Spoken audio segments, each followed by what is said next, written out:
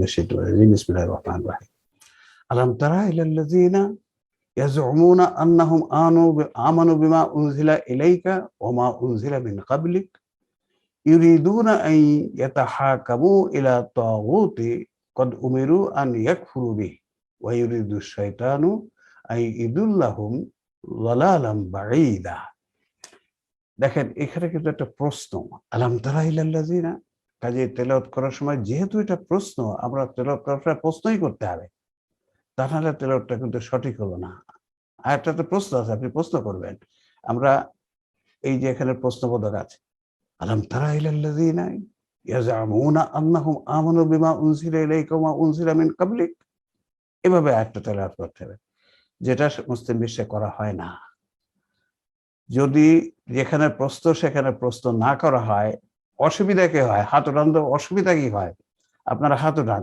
যেখানে প্রশ্ন আছে, যেখানে ধমক আছে, যেখানে অর্ডার আছে, সেইভাবে যদি না পড়া হয় তাতে অসুবিধা কি হয়? কে বলবেন? হাত উঠান, কে কে বলবেন অসুবিধা কি হয়? ওই ওই কথার অর্থটাই পরিবর্তন হয়ে যায়। আলহামদুলিল্লাহ, চমৎকার চমৎকার। দেখুন কথাটার অর্থটাই পাল্টে যায়, অথচ আমাদেরকে সহিহ তেলাওয়াত খুব গভীর অনেক গুরুত্ব দিয়ে শেখানো হয়। গুড, এটা শিখতে হবে সহিহ তেলাওয়াত, কিন্তু ভাব প্রকাশটার বাদ দিল কে? আপনি তেলাওয়াত সহিহ আছে, ভাব না প্রকাশ করলে অর্থ উল্টে গেল, অর্থ উল্টে গেল। আমাদের সেটা শেখানো হলো না, সেটা শেখানো হলো না। ভাব প্রকাশ করে কেউ করেও না, শেখানো হয় না, কারণ সঠিক অর্থটা প্রকাশ পেলে তো মুশকিল। আর ভাব প্রকাশ করলে কি হয়? অর্থটার অর্থ না জেনে ভাব প্রকাশ করা যায় না। আল্লাহ চায় মুসলমান জাতি তো কোরআনের অর্থ জানুক, অর্থ না জেনে যেন কোরআন পড়ে না। সেই জন্য উনি ভাব প্রকাশ করে রেখে দিয়েছে যে অর্থ জেনে কোরআন পড়বেন। আর আপনি যদি ভাব প্রকাশ করে পড়েন, দেখবেন মনের যে আবেগের যে পরিবর্তন হয়, সাধারণভাবে টেনে পড়ে গেলে তা কখনোই হয় না, কখনোই হয় না। কাজেই আমরা আস্তে আস্তে চেষ্টা করব সবাই যে আমরা কোরআন তেলাওয়াতের সময় যেন যেখানে প্রশ্ন আছে সেখানে প্রশ্ন, যেখানে ধমক সেখানে ধমক, যেখানে অর্ডার সেখানে অর্ডারের সুরে, যেখানে প্রার্থনা সেখানে ক্রন্দন। এভাবেই কোরআন নবী রাসূল পড়তেন, এবং নবী রাসূল একটা শব্দ আলাদা করে পড়তেন, শব্দ আলাদা করে পড়ে। সব হাদিসে এগুলো সব লেখা আছে, কিন্তু দুঃখের বিষয় সব আমরা হারিয়েছি, হারিয়ে দিয়েছে ওই ইবলিস শয়তান। তুমি কি তাদের দেখোনি যারা দাবি করে যে তোমার প্রতি যা অবতীর্ণ হয়েছে এবং তোমার পূর্বে যে অবতীর্ণ হয়েছে তাতে ঈমান এনেছে, যে তাতে তারা ঈমান এনেছে।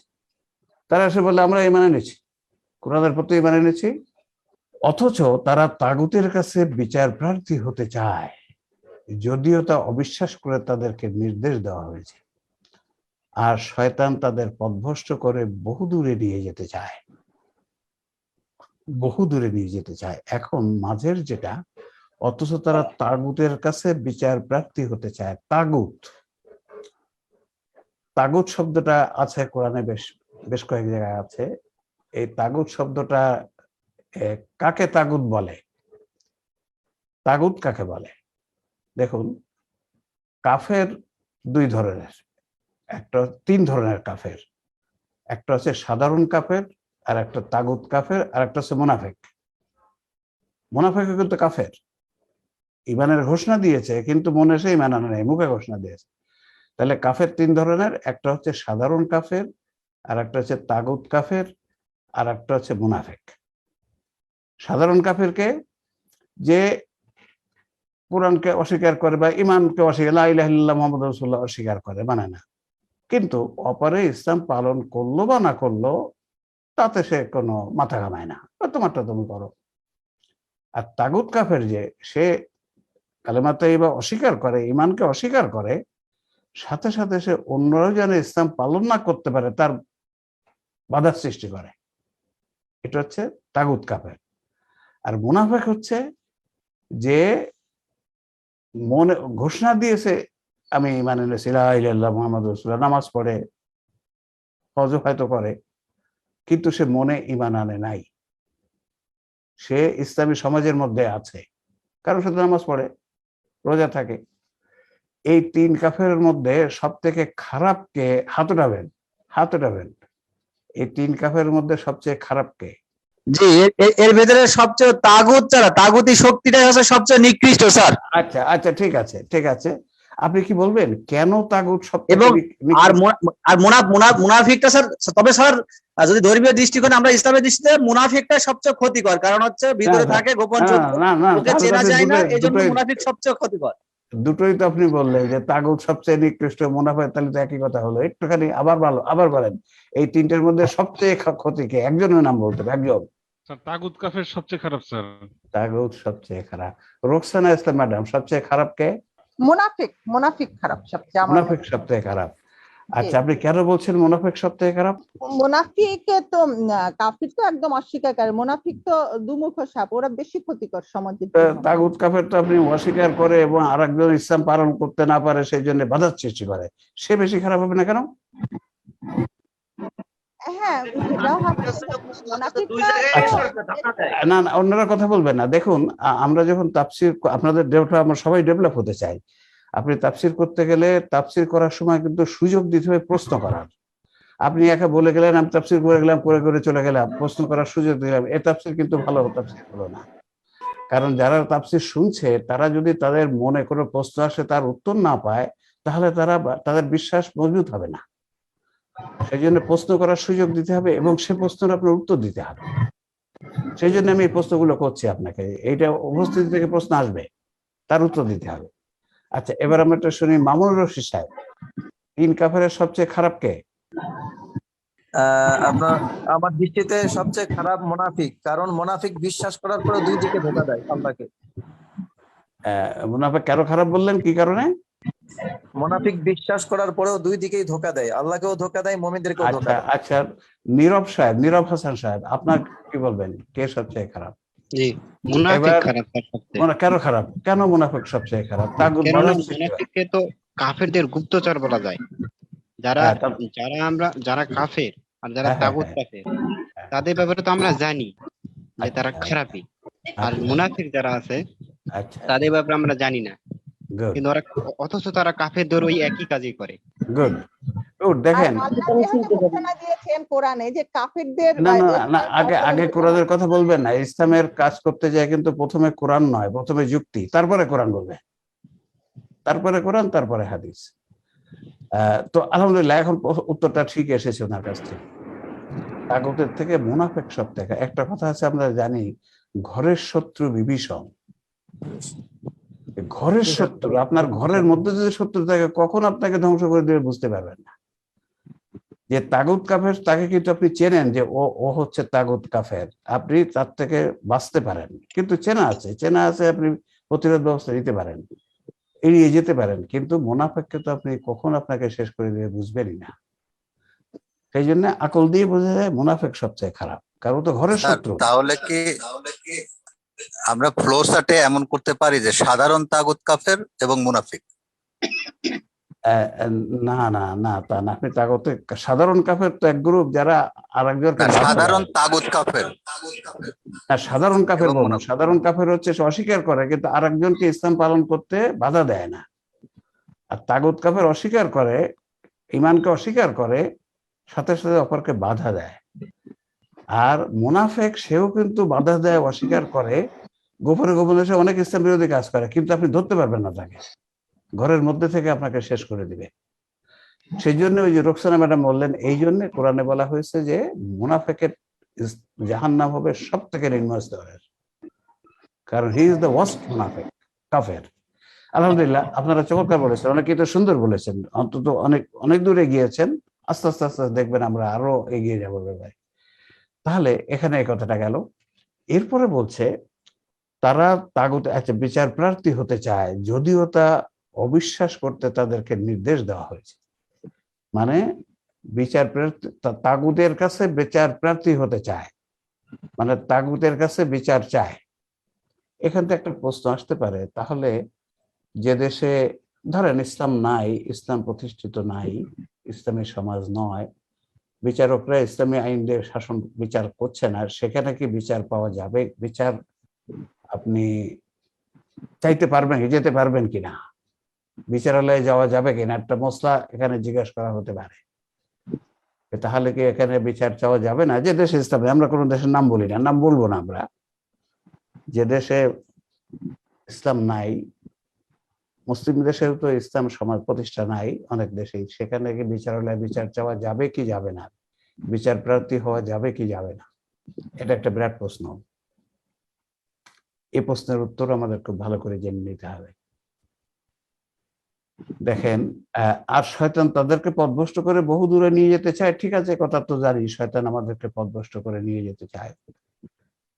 এটার উত্তর কি হবে? এটা আপনাদের কাছে আমরা দিতে গেলে অনেক কি হবে, আমি বলে দিই একটু খালি দেখুন। ইসলামের যে কোনো নিষিদ্ধ কাজ, যেটা নিষেধ, আপনি তাগুতের কাছে বিচার চাইতে যাবেন, এটা নিষেধ ইসলামে। চাইতে গেলে গুনাহ, আল্লাহ যেটা নিষেধ করেছে সেটা চাইতে যাওয়া তো অনেক বড় গুনাহ। এখন তাহলে যে দেশে নাই সেখানে কি তাহলে বিচারালয়ে কোর্টে যে বিচার চাওয়া যাবে কি যাবে না? প্রশ্ন, এই প্রশ্ন উত্তর হচ্ছে এই দেখুন, ইসলামের নিষিদ্ধ কাজ করলেই গুনাহ হয় এমন কিন্তু নয়। ইসলাম একটা বাস্তব জীবন ব্যবস্থা। নিষিদ্ধ কাজ করলেই যে গুনাহ হয় তা কিন্তু নয়। আমরা জানি যে নিষিদ্ধ কাজ করলেই গুনাহ, ঠিক নয়। আপনি শুকরের মাংস জীবন বাঁচানোর ওজরে যদি খান, গুনাহ নাই, গুনাহ নাই। তাহলে নিষিদ্ধ কাজ করলে গুনাহ হবে কি হবে না, তিনটে জিনিসের উপরে নির্ভর করে। আপনার ওজর আছে কিনা, অনুশোচনা আছে কিনা, উদ্ধার পাওয়ার চেষ্টা, এই তিনটে জিনিস মনে রাখবেন। ওজর, এক্সকিউজ, বাধ্যবাধকতা। আপনি যদি কোনো ওজরের কারণে করেন, ইয়েস, গুনাহ হবে না যদি সমান গুরুত্বের ওজর হয়। যে গানটা আমরা প্রথমে আপনাদেরকে শুনিয়েছি, ওই গানে আমরা এই আমাদের যে গুনাহের সংজ্ঞা ও শ্রেণীবিভাগ, এখানেও মুসলিম জাতিকে দিগম্বর করে রাখা হয়েছে। ওই গানটা আমরা ওই বইটার থেকে রচনা করেছি। তিনটি শর্ত: আপনি যদি শুকরের মাংস খান, আপনার জীবন বাঁচানোর ওজর, মনে প্রচন্ড অনুশোচনা, আমি এই কাজটা করছি, এটা অন্যায়, এটা ঠিক না, এটা হারাম। 3 নম্বর হচ্ছে এখান থেকে আপনার উদ্ধার পাওয়ার চেষ্টা থাকতে হবে। তা যদি থাকে তাহলে কোনো গুনাহ হবে না। তাহলে দেখুন, বিচারালয়ে যে বিচারালয়ে বিচার হচ্ছে অনইসলামিক আইনে, কখন করতে পারবেন? উপায় নাই আপনার। এটা একটা। 2 নম্বর, মনে অনুশোচনা থাকবে যে যাচ্ছি, কোরআনটা নিষেধ করেছে তবুও বাধ্য হচ্ছে যেতে। 3 নম্বর, এখান থেকে উদ্ধার পাওয়ার চেষ্টা থাকতে হবে, উদ্ধার পাওয়ার চেষ্টা। এটা খালি আমরা বলবো, উদ্ধার পাওয়ার চেষ্টা কি হতে পারে? একটা দেশ, মুসলিম দেশ, যেখানে ইসলাম সমাজে নাই, সেখানে বিচারালয়ে বিচার চাইতে যাচ্ছেন, ওই অবস্থা থেকে উদ্ধার পাওয়ার চেষ্টাটা কি হবে? জাফর সাহেব হাত উঠিয়েছেন, বলুন তো কি হবে উদ্ধার পাওয়ার চেষ্টাটা? উদ্ধার পাওয়ার চেষ্টা এখানে যারা বিচার কার্য করবে অথবা যারা সমাজের ক্ষমতাধর ব্যক্তি, ক্ষমতার জায়গায় যাতে মুসলিম আবেদের লোকজন ওখানে ঢুকাইতে পারে। আচ্ছা, তাহলে আলহামদুলিল্লাহ, উনি সঠিক বলেছেন। উদ্ধার পাওয়ার চেষ্টা হবে আপনাকে, আমাকে, যারা আছি সবাইকে, ইসলাম যাতে সমাজে, যাতে ইসলামটা প্রতিষ্ঠা, ওই অবস্থাটা যদি না থাকে, সমাজে এমন অবস্থার দিকে নিয়ে যাওয়ার ব্যাপারে ভূমিকা রাখা, যাতে ওই বলতে চাই না। ঠিক আছে, না আপনি আর বলেন না। 59 নম্বর আয়াতে উলিল আমরে ওই কথা এখানে বিলীন করে।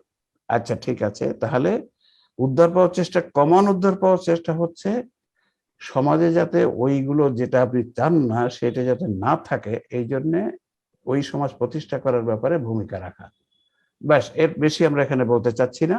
আপনারা খালি 3টে শর্ত যদি পূরণ করা যায়, প্রচন্ড ওজর আছে, 2 হচ্ছে মন অনুশোচনা, 3 হচ্ছে ওই অবস্থার থেকে যাতে বাঁচতে পারি আমরা, তার জন্য যা করা দরকার সেটার ব্যাপারে ভূমিকা রাখা। আমি এইভাবে কথাটা বললাম। জি, আলহামদুলিল্লাহ। তাহলে সেক্ষেত্রে আল্লাহ এই আয়াত অনুযায়ী আমরা সেখানে ধরা পড়ব না। আল্লাহ পরিষ্কার কোরআনে অনেক আয়াতে বলেছেন, শুকরে মা ফালামা পাওনা স্তুররা গায়রা বাগিন ওয়ালা আদিন ফালা ইসমা আলাইহি। 4টে জিনিস হারামের কথা বলেছেন। একটা হচ্ছে মৃত জীব, শুকরের মাংস, তারপরে প্রবাহিত রক্ত, আর হচ্ছে অন্য নামে যা উৎসর্গ করা হয়েছে। তারপরে বলছে যদি প্রচন্ড অনুশোচনা হয়, যতটুক না হলে তা নয়, এতটুক হয়। আর উদ্ধার পাওয়ার চেষ্টা অন্য আয়াতে আছে, সব একসাথে মিলালে এই দাঁড়ায়। তাহলে আমরা বুঝে নেব এখানে এই, ইয়েস, ঠিক আছে, যাওয়া যেতে পারে, কিন্তু যদি আপনার অনেকেই যখন আপনি তাফসীর করবেন অনেকেই জিজ্ঞেস করবে যে আমাকে একটু বলে দেন, আমি তো সুদী ব্যাংকে চাকরি করি, এখন কি করব? তখন এইভাবে উত্তরটা দিবেন যে ইয়েস। আমাকে অনেকেই জিজ্ঞেস করলে আমি বলি, দেখেন, নিষিদ্ধ কাজ করলে গুনাহ হবে না, এই 3টি শর্ত যদি আপনি পূরণ করতে পারেন বেঁচে যেতে পারেন। ওজর থাকতে হবে, অনুশোচনা থাকতে হবে, উদ্ধার করার চেষ্টা থাকতে হবে, ব্যাস হয়ে গেল। যাক, তাহলে দেখুন আয়াতটা কিন্তু অনেক শিক্ষা কিন্তু এখানে আছে, অনেক শিক্ষা। ইউরিদু শাইতানু আইয়ুদিল্লাহুম দালালাম বাঈদা, আর শয়তান তাদের পথভ্রষ্ট করে বহু দূরে নিয়ে যেতে চায়। আচ্ছা, শয়তান আমাদেরকে পথভ্রষ্ট করার পদ্ধতিটা কি? শয়তানের মানুষকে পথভ্রষ্ট করার পদ্ধতিটা কি? কে কে বলতে চান? পদ্ধতিটা কি? এই প্রশ্নটার উত্তর কে দিতে চান? আর কেউ? শয়তান যে আমাদেরকে সবাইকে পথভ্রষ্ট করতে চাইছে, পথভ্রষ্ট করার তার পদ্ধতি কি? পদ্ধতিটা আমি বলে দিচ্ছি না, দেখে আপনাদের মনের থেকে কোনটা আসে। এস মামুনুর রশিদ সাহেব, শয়তান মানুষকে পথভ্রষ্ট করার পদ্ধতি কি? কি উপায় সে পথভ্রষ্ট? তথ্য সন্ত্রাস, ষড়যন্ত্র, ধোঁকা। আলহামদুলিল্লাহ, গুড, ভালো বলেছেন। শয়তানের কিন্তু আমাদেরকে জোর করে পথভ্রষ্ট করার কোনো ক্ষমতা দেওয়া হয়নি, আল্লাহ রাব্বুল আলামিন দেয়নি। আল্লাহ রাব্বুল আলামিন তাকে দিয়েছে, তুই ধোঁকা দিয়ে তথ্য সন্ত্রাস করে চেষ্টা করতে পারিস, তুই ঘাড় ধরে নিয়ে যাবি, এ ক্ষমতা তোকে দিলাম না। আর তাকে কিয়ামত পর্যন্ত এই কাজ করার জন্য দিয়েছে। আমাদের সবসময় ওর সাথে মনের বিতর্ক হচ্ছে। এই বিতর্কটা আল্লাযী, ওই যে আছে না, আল্লাযী ইউওয়াসবিসু ফি সুদুরিন নাস, এই যে সূরাতে আল্লাযী ইউওয়াসবিসু ফি সুদুরিন নাস, কোন সূরার আয়াত এটা? সূরা নাস। সূরা নাস, সূরা নাস স্যার। নাস একেবারে 114। জি তাহলে স্যার। বলছে সে সুদুরিন নাস, এই যে সুদুরিন নাসের এখানেও বিরাট অসুবিধা আছে। কি জানো? প্রচলিত ব্যাখ্যায়, প্রচলিত অর্থে, প্রচলিত যে মানুষের বক্ষে মানে বক্ষ হবে না, বক্ষ হবে না, সম্মুখ ব্রেনে থাকা মন। আপনি তাফসীর করবেন যখন, তখন এটার জন্য বক্ষ না বলে ফেলেন, তাহলে কিন্তু বর্তমান যুগের ইয়ং জেনারেশন টাটা দিয়ে চলে যাবে, টাটা দিয়ে চলে যাবে। মন থাকে বক্ষে, টাটা ইসলাম। অনেক আছে কুমন্ত্রণা তোর লেখা থাকে স্যার, অনেক তাফসীরের অর্থতে কুমন্ত্রণা লেখা আছে। কুমন্ত্রণা ঠিক আছে, কুমন্ত্রণা তো তথ্য সন্ত্রাস, কিন্তু বক্ষে দেয় আল্লাযী ইউওয়াসবিসু ফি সুদুরিন, মানুষের বক্ষে কুমন্ত্রণা দেয়। এই কথা বললেই অনেক শিক্ষিত লোক টাটা দিবে যে এই যদি কোরআনে লেখা থাকে, আমি ওই কোরআন নাই, আমি ওই ইসলামে নাই। তাই সেটাও আমরা তাফসীরের সময় খেয়াল রাখবো। আগে যেটা করেছে তাকে আমরা আপডেটিং করবো। ওটা ওই সময় হয়তো বিজ্ঞানের ধারণা ছিল না বলে করা হয়েছে, কিন্তু আমরা এখন আপডেটিং করব। আমরা কারো ভুল ধরে ওরকম চিল্লাপাল্লা করবো, আমাকে আপডেটিং করতে হবে, আপডেটিং। তাহলে এখানে চমৎকার, শয়তান আমাদেরকে তথ্য সন্ত্রাস করে বহু দূরে নিয়ে যেতে চায়, বাঈদা, বাঈদা, রাইট। এরপরে চলুন 61। ওয়াইযা কিলা লাহুম তাআলাউ ইলা মা আনজালাল্লাহু ওয়া ইলা রাসূল রাআইতাল মুনাফিকিনা ইয়াসুদ্দুনা আনকা সুদুদা। আর যখন তাদের বলা হয় আল্লাহ যা অবতীর্ণ করেছেন তার দিকে ও রসুলের দিকে এসো, দেখেন রসুলের দিকে এসো, তুমি মুনাফিকদের দেখতে পাবে তারা তোমাকে সম্পূর্ণরূপে এড়িয়ে যাচ্ছে। এখানেও একটা চমৎকার বিষয় আছে তাফসীর করার। আমরা খুব তাড়াহুড়ো করছি না, আপনারা খেয়াল করছেন, কারণ এর সব জায়গাতে গভীর গভীর শিক্ষা আছে। আর যখন তাদের বলা হয় আল্লাহ যা অবতীর্ণ করেছে তার দিকে এবং রসুলের দিকে আসো, কয়জনের দিকে, কয়টি দিকে আসতে বলেছে? দুটি দিক। আল্লাহ যা অবতীর্ণ করেছে মানে আল্লাহর কিতাব, যার লাস্ট সংস্করণ হচ্ছে কোরআন, এবং রসুলের দিকে আসো। আল্লাহ কিন্তু দুটো দিকে আসতে বলেছে, কোরআনের দিকেও সুন্নার দিকেও, কোরআনের দিকে সুন্নার দিকেও। তাহলে যদি আমরা খালি বলি না কোরআন পড়লে হাদিস পড়লেই হবে, সেটাও কিন্তু ঠিক নয়। এখানে স্যার সিরিয়ালটা ঠিকই রাখছে স্যার, কোরআনটাকে আগে রাখছে। ইয়েস, কোরআনটা আগে রাখছে এবং দুটি কথাই কিন্তু আছে, আল্লাহর কোরআনের দিকে আসো এবং সুন্নাত দিয়ে, রসুল মানে সুন্নাহ, সুন্নাহ হাদিস আর কি। তাহলে দুটি কথাই, আমরা যদি বলি আমাদের হাদিস পড়লেই চলবে, কোরআন পড়ার দরকার নাই, তাহলে কি হবে? জাহান্নামে যেতে হবে। রাসূল নিজেই বলেছেন, মুসলিম শরীফের হাদিস, যে আমার হাদিস জানবে কিন্তু আমি যার জন্য প্রেরিত হয়েছি তার প্রতি ঈমান না এনে মারা যাবে, সে জাহান্নামে যাবে। ঈমান মানে তার জ্ঞান অর্জন এবং সে জ্ঞানকে বিশ্বাস না করে মারা যাবে, সে জাহান্নামে যাবে। তাহলে এটা একটা। আবার যারা আমরা বলছি, যদি বলি আমরা কেউ যে আমরা কোরআন হয়ে চলবে, হাদিস দরকার নেই, সেখানেও কিন্তু এই আয়াতটার একটি অংশকে অস্বীকার করা হলো, অস্বীকার করা হলো। এখানে আমি শুনেছি কেউ কেউ বলে যে রাসূল সাল্লাল্লাহু আলাইহি ওয়াসাল্লামের কাজ হচ্ছে কোরআনটা আমাদের কাছে বলে দেওয়া, তেলাওয়াত করে শোনায় দেওয়া, হয়ে গেল।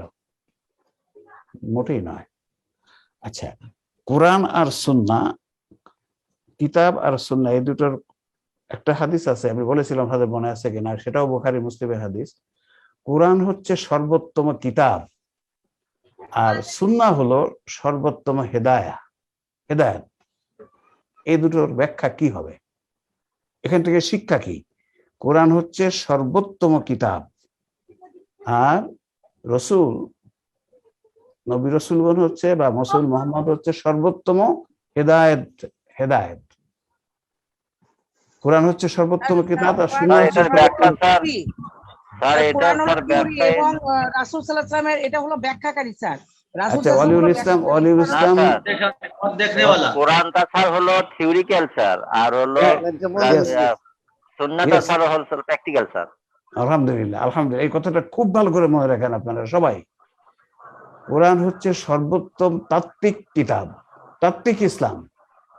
মানে থিওরি যদি জানতে চান, Quran is the best on theory, কিন্তু প্র্যাকটিক্যাল যদি করতে চান তাহলে সুন্নাহ ইজ দ্য বেস্ট। এই কথাটা আমাদের খুব ভালো করে বুঝে নিতে হবে। আমরা কিন্তু অনেকেই আমরা দেখতে পাচ্ছি যারা এখান থেকে এইভাবে একটু ধোঁকায় পড়ে যাচ্ছে, হাদিস দরকার নাই। হাদিস যদি দরকার না হয়, আপনি প্র্যাকটিক্যাল শিখতে পারবেন না, প্র্যাকটিক্যাল ইসলাম শিখতে পারবেন না। এ কথা আমাদের সবাইকে মনে রাখতে হবে। যেমন আমরা হাদিস খালি পড়বো, কোরআন পড়বো না, তাও হবে না। আবার খালি কোরআন মানবো, হাদিস মানবো, তাও হবে না। দুটোই হবে না। ভালো করে বুঝে নিন, কোরআন হচ্ছে থিওরির জিনিস, থিওরিটিক্যাল ইসলাম জানার জন্য বেস্ট, আর প্র্যাকটিক্যাল ইসলামে জানার জন্য সুন্নাহ। এই কথাটা খুব ভালো করে মেনে নিতে হবে। এখানে আল্লাহ বলছে দুই দিকের কথাটা বললেন, সব জায়গায় আছে এরকমই। তাআলা ইলা মা আনজালাল্লাহু ওয়া ইলার রাসূল, দুটি কথা। তুমি মুনাফিকদের দেখতে পাবে তারা তোমাকে সম্পূর্ণরূপে এড়িয়ে যাচ্ছে, না এটা শুনতে চায় না। কেউ বলবে যে না আমার কোরআন তো দরকার নাই, কোরআন না বুঝে পড়লে দোষ নাকি, আর হাদিস বুঝে বুঝে পড়ে সব শিখে ফেলবো, ওটাই ঠিক নয়। আবার আমি বলবো যে না আমার কোরআন হলেই চলবে, হাদিস দরকার নাই, এটাও ঠিক নয়। ফাকাইফা ইযা আসাবাতহুম মুসিবাতুন বিমা কদ্দামাত আইদিহিম, প্রশ্ন, সুম্মা জাউকা ইয়াহলিফুন বিল্লাহি ইন আরাদনা ইল্লা ইহসানাও ওয়া তাওফীকা।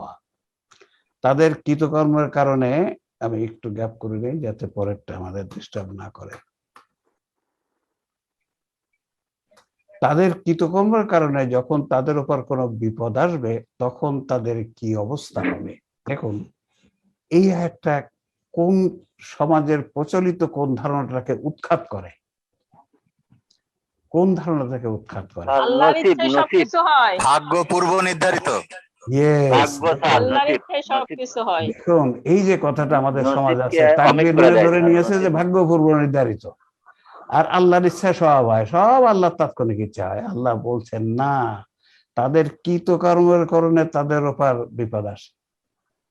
যে বিপদ আসে ভাগ্য না, আপনি যে কাজ করেছেন তার জন্যই বিপদটা আসছে। কোরআনের বহু আয়াত আছে। তাহলে এখানে ওই যে আমরা বলি তাকদীর পূর্ব নির্ধারিত কথা ঠিক আছে, কিন্তু ভাগ্য পূর্ব নির্ধারিত কথাটা একেবারে ভুল কথা, একেবারে ভুল কথা। ভাগ্য পূর্ব নির্ধারিত নয়, সবকিছু আপনার কাজের পরে ডিপেন্ড করবে, এই আয়াতটাও বলে দিচ্ছে তাই। তাহলে তাকদীর কথাটা যেখানে আছে, কোরআনে আমরা বলেছিলাম মনে তাকদির কথাটা তিনটি অর্থ। একটা হচ্ছে ভাগ্য, কদর শব্দটা কদর। একটা হচ্ছে ডিকশনারিতে প্রথমে লেখা আছে ভাগ্য, আর একটা হচ্ছে মর্যাদা, আর একটা হচ্ছে প্রোগ্রাম। এই তিনটি হচ্ছে কদরের অর্থ। মর্যাদা শব্দটা, মর্যাদা অর্থটা আছে সূরা কদরে, ইন্না আনজালনাহু ফি লাইলাতুল কদর, 1000 মাসের থেকে উত্তম। দেখেন মর্যাদা। আর অন্য সব জায়গায় কদর অর্থ হচ্ছে প্রোগ্রাম, প্রোগ্রাম। আর আল কোরআন বা হাদিসের কোথাও কদর শব্দটা ভাগ্য হিসেবে ব্যবহার হয়নি, কোথাও ব্যবহার হয়নি। অথচ চালু হয়েছে মুসলিম সমাজে ভাগ্যপূর্ব নির্ধারিত। এমনকি এটাও চালু হয়েছে, আপনি জাহান্নামে যাবেন, আমি জাহান্নামে যাবো বা জান্নাতে যাব, আপনি কোথায় যাবেন আগের থেকে সব ঠিক করা আছে। এটা কোন ধরনের কথা হতে পারে? আমি জাহান্নামে যাবো আগে আল্লাহ ঠিক করে রাখছে, আমি যত নামাজ পড়বো রোজা থাকবো কোনো কাজে আসবে না, ঠিক করে রাখছে, ভাগ্য ঠিক করা আছে। এই কথাগুলো এই মুসলমান জাতিকে আজ এডুকেটেড মহল, শিক্ষিত মহলকে দূরে সরিয়ে দিচ্ছে। আলেমের বাচ্চারা হয়ে যাচ্ছে নাস্তিক। কাজেই এ কথাগুলো আমাদেরকে দলিল দিয়ে, যুক্তি দিয়ে, কোরআন দিয়ে, সুন্নাহ দিয়ে কথাগুলো নিয়ে আসতে হবে উম্মার সামনে। উম্মার সামনে নিয়ে আসতে হবে, বলিষ্ঠভাবে নিয়ে আসতে হবে। রাইট? তাহলে এই আয়াতটা বলে দিল তকদির পূর্ব, মানে ভাগ্য পূর্ব নির্ধারিত কথাটা একবারে সম্পূর্ণ ভুল কথা, সম্পূর্ণ কোরআন বিপরীত কথা। তাহলে বলছে তাদের কৃতকর্মের কারণে যখন তাদের উপর কোনো বিপদ আসবে তখন তাদের কি অবস্থা হবে? প্রশ্ন। তাহলে আয়াত তেলাওয়াতের সময় প্রশ্ন করতে হবে। অতঃপর তারা তোমার কাছে এসে আল্লাহর নামে শপথ করে বলবে আমরা কল্যাণ ও সম্প্রীতি ছাড়া আর কিছুই চাইনি। ওই যে মুনাফেক এসে বলবে না না না, আমরা তো ভালোই চাইছিলাম, আমরা তো কোনো খারাপ চাইনি। মুনাফেক। রাইট? এরপরে বলা হচ্ছে 63 আয়াত, আমাদের এখন 10টা বাজছে। আয়াত নম্বর 63, উলাইকাল্লাযীনা ইয়া'লামুল্লাহু মা ফি কুলুবিহিম ফাআরিদ আনহুম ওয়াইজহুম ওয়াকুল লাহুম ফি আনফুসিহিম কাওলান বালীগা। দেখেন চমৎকার এইসব আয়াতে এক একটা যে তথ্য এখানে আছে, এদের মনে কি আছে, এদের মনে কি আছে আল্লাহ তা জানেন, এদের মনে কি আছে আল্লাহ তা জানেন। এই কথাটা যখন আপনি তাফসীর করবেন কিভাবে বুঝাবেন একজন মানুষ? আপনি খালি বলে চলে গেলেন যে আল্লাহ মনের কথা জানে। একটা ছেলে জিজ্ঞেস করতে হবে না আল্লাহ আমার মনের কথা কেমনি জানে, আমি মনে কি ভাবছি এটা আল্লাহ জানবে কেমনি? প্রশ্ন করতেই পারে। আপনাকে তার উত্তর দিতে হবে এবং সাইন্টিফিক উত্তর দিতে হবে। গপ্প গুজব করে লাভ হবে না, গপ্প গুজবের দিন চলে গেছে।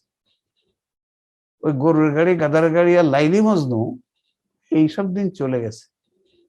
এখন আপনাকে বিজ্ঞান দিয়ে বোঝাতে হবে, দলিল দিয়ে বোঝাতে হবে, যেটা মানুষ শুনেই বলবে yes correct, yes correct, yes Quran is the best, yes Sunnah is second one. তাইলে খালি গপ্প গুজব, খালি দেখবেন স্বপ্ন, অমুক আমার বিজর্গ স্বপ্ন দেখছিল, আমার আকাবের এই স্বপ্ন দেখছিল, আমার পীর সাহেব ওই স্বপ্ন দেখছে। এইসব কথা এখন আর খাবে না মানুষ। তাহলে এই যে আল্লাহ মনের কথা জানেন, কিভাবে বোঝাবেন? কে বোঝাতে পারবেন? হাতরার দেখি আল্লাহ মনের কথা জানেন। একজন প্রশ্ন করছে, একজন বকাটে ছেলে প্রশ্ন করছে যে আল্লাহ আমার মনের কথা কেমনি জানবে? রাখো তোমার এই কথাটা, বললো সে এরকম। 4টা হাত উঠেছে। আচ্ছা আলহামদুলিল্লাহ, 4জন তো হাত উঠাইছে, বলতে চায়। Good, very good. আমরা এবার শুনবো মহসিন সাহেবের কাছ থেকে শুনবো। He is a teacher, he is a very good teacher. Yes Mohsin সাহেব, আল্লাহ মনের কথা, ওয়ালাইকুম আসসালাম, আল্লাহ মনের কথা জানেন, এই কথা একজন বকাটে ছেলেকে বোঝাতে হবে। বকাটে প্রশ্ন করছে। স্যার আলহামদুলিল্লাহ, আমি যেটা মনে করছি এই মুহূর্তে, এটা হচ্ছে মানে যিনি যে জিনিসটা সৃষ্টি করেন তার ভিতরে সব খবর রাখেন। আল্লাহ তাআলা আমাদেরকে সৃষ্টি করেছেন, আমাদের ভিতরে সমস্ত খবর রাখবেন, এটাই স্বাভাবিক। না, রাখবেন এটা স্বাভাবিক, কিন্তু কিভাবে রাখেন? প্রশ্নটা হচ্ছে আমি মনে কি ভাবছি আল্লাহ কেমনি জানবে? প্রশ্নটা এখানে। আমি ভাবছি মনে মনে, আল্লাহ জানবে কেমনে? যারা বখাটে প্রশ্ন করছে, আমি বলছি বখাটে ছেলে প্রশ্ন করছে, আপনি তারা যদি বলেন আল্লাহ জানে না, আল্লাহ জানবে কেমনে? কথা আছে আল্লাহ জানে কেমনে? ঠিক আচ্ছা ঠিক আছে, আমরা যাই এখানে দেখে এবার কামাল হোসেন কি বলবে? কামাল হোসেন। স্যার আসসালামু আলাইকুম স্যার। ওয়ালাইকুম আসসালাম। স্যার আল্লাহ জানো স্যার, মন তো স্যার আমরা জানি স্যার সম্মুখ ব্রেনে থাকে। জি। তো এই সম্মুখ ব্রেনের সম্বন্ধে আল্লাহ জানেন যে ব্রেনে কি আছে, জ্ঞানে কি আছে, যেহেতু সৃষ্টি করার সময় নৈতিকতা শিখিয়ে দিয়েছেন স্যার। আচ্ছা ঠিক আছে, আমি একটু বলি স্যার, আমি বলতে চাচ্ছি স্যার। যে আপনি একটু পরে বলুন, একটু পরে আপনি বলতে পারবেন মনে হচ্ছে, কারণ আপনি আগেরটা যেমন বলেছেন সুন্দরভাবে। তৈবুর রহমান সাহেব আপনি যদি একটু বলুন। স্যার বর্তমানে মিথ্যা ধরার যন্ত্র, ইসিজি, অনেক রকমের আধুনিক যন্ত্র মানুষরাই আবিষ্কার করে ফেলছে, অর্থাৎ তার অ্যাটিটিউড দেখে তার ওই নার্ভাস সিস্টেমকে কন্ট্রোল করে মেডিকেল সায়েন্স অনুযায়ী এটা করতে পারেন। আল্লাহ ঠিক সেইভাবেই কোনো একটা ভাবে দেখবেন। গুড, আলহামদুলিল্লাহ। আমাদের তৈবুর রহমান সাহেব অত ডিটেল বলতে পারেননি, কিন্তু ওনার ধারণা আছে এবং কিছু কথা বলেছেন। কিছু আরো সুন্দর করে কে বলতে পারবেন দেখি কে এর মধ্যে? আচ্ছা জি, আপনি একটু বলুন এবার। ব্যাপারটা স্যার এভাবে ব্যাখ্যা করা যায় স্যার, যে আল্লাহ যেহেতু কোরআনে এক জায়গায় বলছে যে মুশরিকরা জিজ্ঞেস করছিল ইহুদিরা যে আত্মা কি, তো আল্লাহ কিন্তু বলেছিলেন যে বলো যে আত্মা হলো একটা অর্ডার। তো আমরা বর্তমান বিজ্ঞানের বিষয় মোবাইলের ক্ষেত্রে সিম, যেটা স্যার সিমটাকে যদি স্যার আত্মার সাথে তুলনা করি, তাহলে দেখা যাবে যে সিমটা আসলে একটা অর্ডার। কারণ একটা সিম যদি নষ্ট হয়ে যায়, আচ্ছা না ঠিক আছে, আমরা আর না যাই এখানে। সুপার কম্পিউটার স্যার, এই সিমের মোবাইল কোথায় কি হচ্ছে সবকিছু সুপার কম্পিউটার যদি স্যার জানতে পারে স্যার, তাহলে আল্লাহ।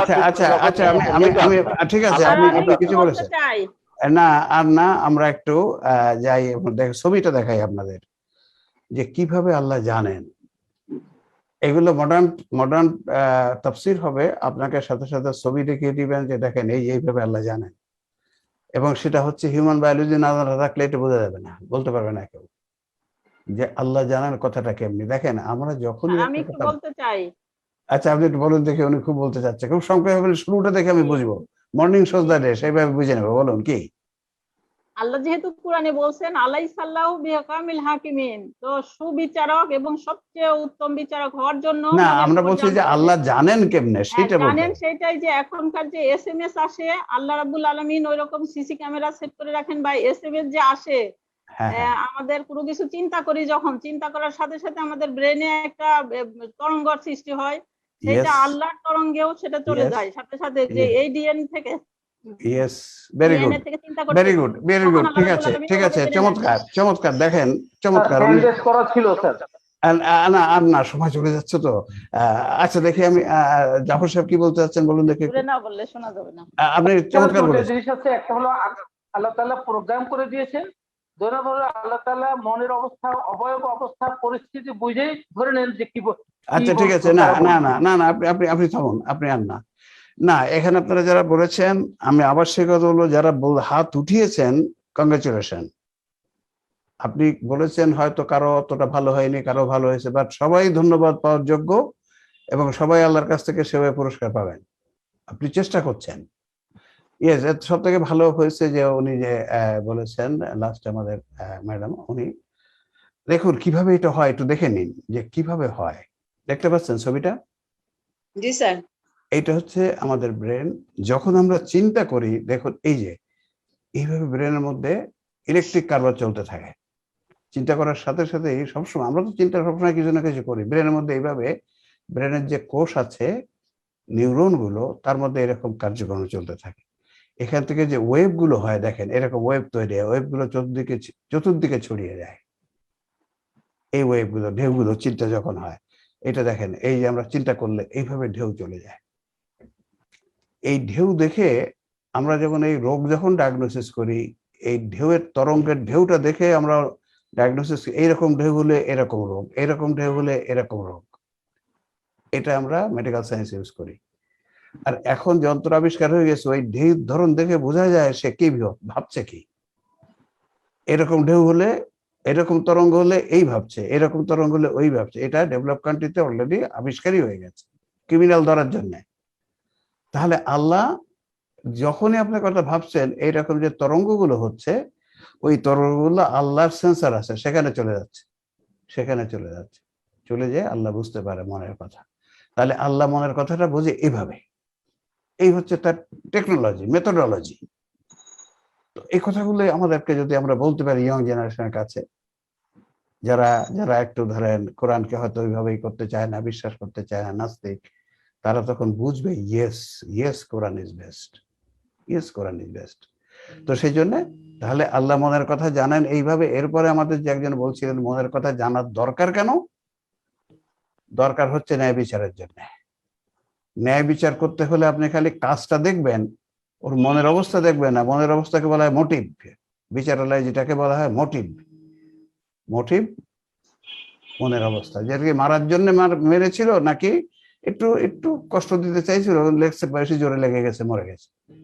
এই জন্য ন্যায় বিচারের জন্য মনের অবস্থা জানা দরকার হয়। এই কথাটা আল্লাহ এখানে নিয়ে আসছেন, চমৎকার ভাবে নিয়ে আসছেন যে কি এদের মনে কি আছে তা আল্লাহ তা জানেন। তুমি কি মুনাফিকি করছো, তুমি কি মারতে চেয়েছো নাকি হঠাৎ করে লেগে গেছে, সুতরাং তুমি তাদের উপেক্ষা করো। এই যে আর একটা কথা, উপেক্ষা করো, মানে যারা ওই রকম দুষ্ট শয়তান, তাদেরকে আপনি একটু দেখেই বোঝা যায় কিন্তু যে এই লোকটা এইরকম। অন্য আয়াতে বলছে ওই যে খতাবাহুমুজ জাহিলুনা ক্বালু সালামা, যদি তুমি জাহেলদের দেখো, নির্বোধদের দেখো, বেয়াকলদের দেখো, সালাম দিয়ে চলে যাও, তার পিছনে লেগে থাকো না, এরে আনতে হবে ইসলামে। তার দরকার নেই, ও তো নির্বোধ, বুঝতেই চায় না, ওর পিছনে লেগে থাকবেন না। তাহলে তাদেরকে তুমি উপেক্ষা করো এবং তাদের উপদেশ দাও, আর তাদের সাথে এমন কথা বলো যা তাদের মন স্পর্শ করে। এই যে আর একটা কথা, ওয়াইজুহুম, তাদেরকে উপদেশ দাও। ফারিদহানুম মানে উপেক্ষা করো, সেটা এক গ্রুপ হবে। আর ওয়াইজহুম, তাদেরকে উপদেশ দাও। ওয়াকুল্লাহুম ফি আনফুসিহিম কাওলান বালিগা, আর তাদের সাথে এমন কথা বলো যা তাদের মন স্পর্শ করে। তাহলে ইসলামকে মানুষকে দাওয়াত দিতে হবে এমন ভাবে যেটা তাদের মনকে স্পর্শ করে, মনকে গলিয়ে দেয়। এমন যুক্তি দিবেন, এমন দলিল দিবেন, এমন তথ্য দিবেন যে ওর মনটা গলে যায়। আপনি খালি স্বপ্ন বলে দিবেন, স্বপ্ন দিলে হবে কারা? কিছু নিরক্ষর লোক, নির্বোধ লোক শুনে শুনে সুবহানাল্লাহ, সুবহানাল্লাহ, সুবহানাল্লাহ। কিন্তু those who matters for the society, they will just go away. যারা সমাজের জন্য ম্যাটার করে তারা চলে যাবে, থাকবে কিছু ওই যাদের দিয়ে কোনো কাজ হবে না। কাজে আপনাকে, আমাকে, আমাদের সবাইকে এমন ভাবে কোরআনের তাফসীর উপস্থাপন করতে হবে যে মানুষের মন গলে যায়, মন দিয়ে মেনে নেয় যে yes this is we are searching, আমি তো এটাই খুঁজছি, আমি তো এটাই খুঁজছি। আলহামদুলিল্লাহ আমরা এটা শুনতে পাচ্ছি এখন। অনেকেই বলে স্যার এই কথাগুলো তো অনেকদিন মনে ছিল, বুঝতে পারিনি, এটি তো খুঁজছিলাম। কাজেই আমরা সেই গ্রুপ অফ পিপল তৈরি করতে চাই আপনাদের মাধ্যম থেকে, যে আমরা সুন্দর করে যেন কথাগুলো বলতে পারি যাতে মানুষের মনকে স্পর্শ করে। সেটা মনকে স্পর্শ, কত চমৎকার বলছে, ওয়াকুল্লাহুম ফি আনফুসিহিম কাওলান বালিগা, যাতে তাদের মনকে গলিয়ে দেয়, সেটা মন স্পর্শ করে। চমৎকার, চমৎকার। এরপর কি বলা হচ্ছে, আমরা বোধহয় আজকে এই আয়াতটাই হয়তো শেষ করব, তারপরে আমরা চলে যাব অন্য, আমরা প্রশ্ন উত্তরে চলে যাব। ওমা আরসালনা মিন রাসূলিন ও আচ্ছা, এই আয়াতটা আরেকটা চমৎকার আয়াত, চমৎকার আয়াত। ওমা আরসালনা মিন রাসূলিন ইল্লা লিইউতাআ বিইذنিল্লাহ ওয়ালাউ আন্নাহুম ইযা যালামু আনফুসাহুম যাউকা ফাস্তাগফিরুল্লাহ ওয়াস্তাগফির লাহুমুর রাসূলু লাওয়াজাদুল্লাহা তাওয়াবান রাহিমা। আমরা খালি এই আয়াতের আচ্ছা পরের অংশটুকু, আর যখন তারা নিজেদের, ওটা আমি তাফসীর করছি বলছে আর এ উদ্দেশ্যে রসুল প্রেরণ করেছি। এইটা আপনাদের কাছে যদি কোনো তাফসীর থাকে আপনারা দেখতে পারেন, ওমা আরসালনা মিন রাসূলিন লিইউতাআ বিইذنিল্লাহ, বিইذনিল্লাহ, এই কথাটার অর্থ কি হবে? এখানে যারা আছেন ফরিরান বাদে, বিইذনিল্লাহ কথাটার মানে কি? আর আপনি যে কোনো তাফসীর দেখবেন কি লেখা আছে, যারা এখানে আরবি জানেন, জাফর সাহেব, বিইذনিল্লাহ কথাটার মানে কি? ব্যতিরিকে নরমালি আমরা আল্লাহর বিজনেস অনুমতির ব্যতিরিকে সাথে, না আল্লাহর অনুমতির সাথে। না ফরিনান বলবেন না, আচ্ছা যারা ফরিনান, হ্যাঁ জি, তারপর সাহেব কি বলবেন? বলা হচ্ছে আর এটা বিজনেস বলতে আল্লাহ ব্যতিরিকে। না না না না না না না বিইজনিল্লাহ ব্যতি হবে কেন? লিউতা ওমা আরসালনা মিন রাসূলিন ইল্লা হচ্ছে ব্যতি রাখে, ইল্লা লিউতা বিইজনিল্লাহ, বিইজনিল্লাহ ব্যতি রাখে। আর এটা হলো আল্লাহর নির্দেশ অনুসারে আসে। আচ্ছা ঠিক আছে, আর না আপনি এখানে থাকেন, আল্লাহর নির্দেশ অনুসারে। তাৎক্ষণিক অনুমতি আর তাৎক্ষণিক অনুমতি স্যার। আচ্ছা আগে বলবেন না সবাই, যার কাছে জিজ্ঞাসা করেছে সেই আপনি বলে দিলে ব্রেন স্টর্মিং হবে না। এটাও কিন্তু একটা মনে রাখবেন, brainstorming is an important thing for teaching. Brainstorming এটাই কিন্তু আসলে ওয়েস্টার্ন কান্ট্রি ওরা যে ডেভেলপ হচ্ছে তার কারণ হচ্ছে ওরা কিন্তু এই যে গবেষণা করে আস্তে আস্তে আস্তে ওরা নতুন নতুন উদ্ভাবন করে। আর আমরা কি মুখস্থ করি, আরে 800 বছর আগের জিনিস খুব মুখস্থ করে বলে যাও। মুফতি হচ্ছে তিনি সবচেয়ে বড় মুফতি, যিনি 800 বছরের শিক্ষাশাস্ত্র যত বেশি মুখস্থ করেছেন উনি তত বড় মুফতি। আর ওরা বলছে যে না, টিচিং এ করতে গেলে ব্রেনস্টর্মিং করবেন। প্রথমে তাদেরকে একটা তথ্য দিয়ে বলবেন, আচ্ছা তোমরা একটু ভাবো তো এটা কি হবে, এরকম কিছু সময় তাদেরকে দিতে হবে ভাবতে, তারপরে আপনি কথা বলবেন। এটা হচ্ছে মডার্ন ওয়ে অফ টিচিং। তো সেটা এখানে যেটা বলা হলো, এই যে বিইজনিল্লাহ, জাফর সাহেব যেটা বললেন এইটাই হচ্ছে আপনাদের কাছে যাদের তাফসির আছে, অনুবাদ আছে অন্য, তারা দেখবেন কি লেখা আছে ওখানে। জাফর সাহেব বললেন যে এই লেখা আছে আদেশ, কিন্তু তা নয়। ইজনিল্লাহ বিইজন, ইজিন কথাটা আমরা সচরাচর ইউজ হয় কোথায় জানো? ইজিন বিয়ের ক্ষেত্রে স্যার, বিয়ের ক্ষেত্রে। হ্যাঁ ওই যে জি স্যার, বিয়ের ক্ষেত্রে কন্যার কবুল নেওয়ার ক্ষেত্রে যেটা সাক্ষী পাঠানো হয়, সাক্ষী শুনে গেছে ওয়েজেম দিয়েছে কিনা, ওই যে বলা হয় ইজাব কবুল তো না, ইজাব কবুলের ক্ষেত্রে জি স্যার। আসলে ওটা ইজিন মানে মেয়ের অনুমতি নিয়ে আসেন, এই বিয়েতে তিনি রাজি আছেন, সম্মতি পত্র, সম্মতি স্যার। হ্যাঁ ওই অনুমতি, সেখান থেকে সম্মতি। তাহলে এই আয়াতটা দেখবেন, আমরা দেখেছি যতগুলো তাফসীর দেখলাম সব জায়গাতে লিখছে আদেশ, আল্লাহর আদেশ নয়, এটা অনুমতি। এটা অনেক জায়গায় আছে কোরআনে, ওমা কানা লিনাফসিন আন তামুতা ইল্লা বিইজনিল্লাহ, আল্লাহর অনুমতি ছাড়া কেউ মৃত্যুবরণ করতে পারে না। ইজিন ওমা কানা লিনাফসিন আন তুমিনা ইল্লা বিইজনিল্লাহ, আল্লাহর অনুমতি ছাড়া কেউ ঈমান আনতে পারে না। সব জায়গায় অনুমতি, অন্য জায়গায় কিন্তু অনুমতি লিখেছে, কিন্তু এই জায়গায় আদেশ লিখেছে। অন্য জায়গায় কিন্তু অনুমতি লিখেছে, কিন্তু এখানে যে আদেশ লিখেছে। কারণ কি? কারণ এইখানে অনুমতি লিখলে যে ব্যাখ্যাটা হবে সেই ব্যাখ্যাটা ওনরা মানে বুঝতে পারেননি ওইভাবে, সেই জন্য ওনরা যেটা হলে হয় সেটাকে করেছেন। আল্লাহর অনুমতি লাগবে।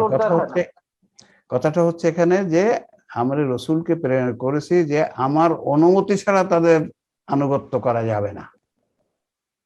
রসুলকে আনুগত্য করতে হলে আল্লাহর অনুমতি লাগবে, অনুমতি ছাড়া আনুগত্য করা যাবে না। দেখেন রসুলের আনুগত্য করার, অনুসরণ করার আমাদের মতে সব থেকে গুরুত্বপূর্ণ আয়াত হচ্ছে এটা। কিন্তু এই আয়াতটার ব্যাখ্যা সঠিকভাবে আমি কোনো তাফসীর দেখেন, আপনারাও দেখবেন না এই আয়াত অংশটুকু। কারণ এই অনুমতির ব্যাখ্যাটা, আর যেমন আল্লাহর ইচ্ছা, ওই ইচ্ছারও ব্যাখ্যাও আসে নাই কোনো তাফসীরে। তাহলে এখানে অনুমতি লাগবে কি হতে পারে? আপনারা যারা ফরিনানের না, তার মানে রসুলের আনুগত্য করা মানে সুন্নাহর আনুগত্য করা মানে হাদিস মানা। আপনি একটা হাদিস শুনলেন, এখন কি আল্লাহর অনুমতি লাগবে? আল্লাহর কাছে চাইবেন, আল্লাহ আমার অনুমতি দেবেন কি দেবেন না, এই হাদিসটা মানবো কি মানবো না, এইটা কি বিষয় কি এইটা?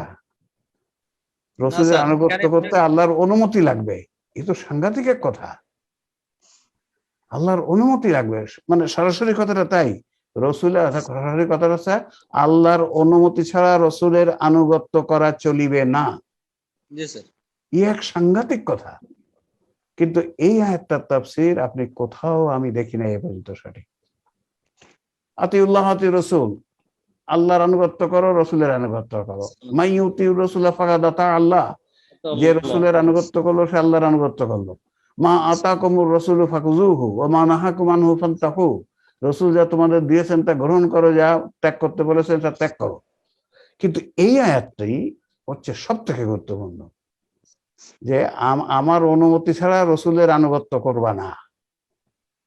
তা কি আপনি একটা সুন্নাহ মানবেন, আল্লাহর কাছে জিজ্ঞেস করবেন আল্লাহ মানবো কি মানবো না, এটা কি বিষয়? স্যার না, কোরআনকে জিজ্ঞেস করা। স্যার কোরআনের সাথে যদি রাসূলের সুন্নাহটা মেলে তাহলে অনুসরণ করা যাবে, আদারওয়াইজ না। কোরআনের অনুমতির কথা বলা হয়েছে। না যদি না।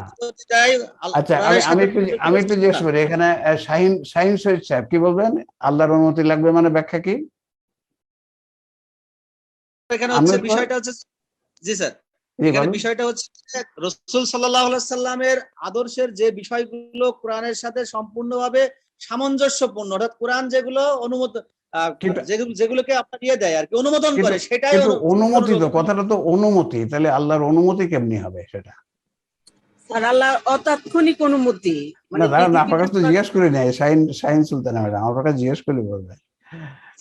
রাইট, দেখুন এখানে চলুন, এবং সবসময় যেটা করবেন, যারা আমরা তাফসীর আপনাদেরকে মুফাসসির ডেভেলপ করতে চাই, মুফাসসির বানাতে চাই, কোরআন রিসার্চ ফাউন্ডেশন মুফাসসির বানাতে চায়, সবসময় তাফসীর করার সময় খেয়াল রাখবেন যে সমাজে এই আয়াতটার ভুল ধারণা আছে কি, এই আয়াতটা সঠিকভাবে অনুসরণ হচ্ছে না কোন জায়গায়, সেসব কথাগুলো সামনে রেখে তাফসীর করার চেষ্টা করবেন, তাহলে সেই তাফসীর কাজে দিবে।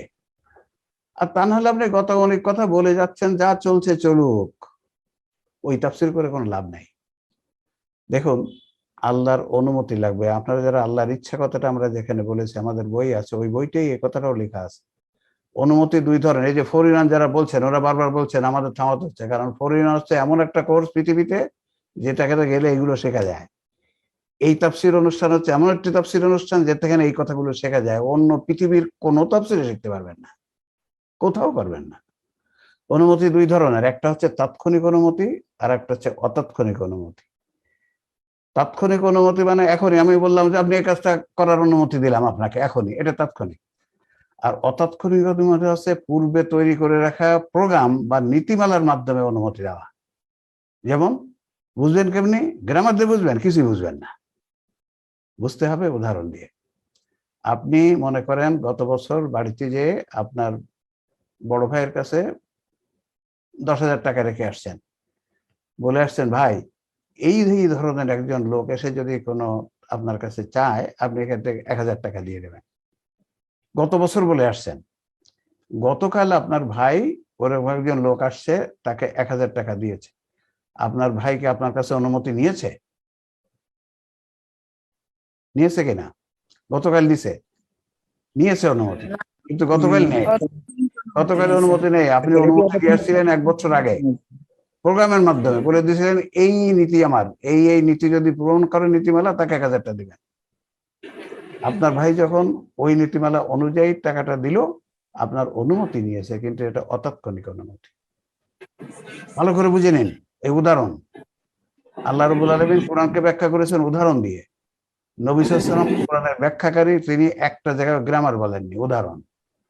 তাহলে এই ভাইয়ের এই যে গত বছরে আপনি অনুমতি দিয়ে আসছিলেন, বিধান করে দিয়ে আসছিলেন, প্রোগ্রাম করে দিয়ে আসছিলেন, সেই প্রোগ্রাম অনুযায়ী দিয়েছে, আপনার অনুমতি নিয়েছে, এটা অতাৎক্ষণিক অনুমতি। তাহলে এই একটা আল্লাহর অতাৎক্ষণিক অনুমতি ছাড়া রসুলের আনুগত্য করা চলিবে না।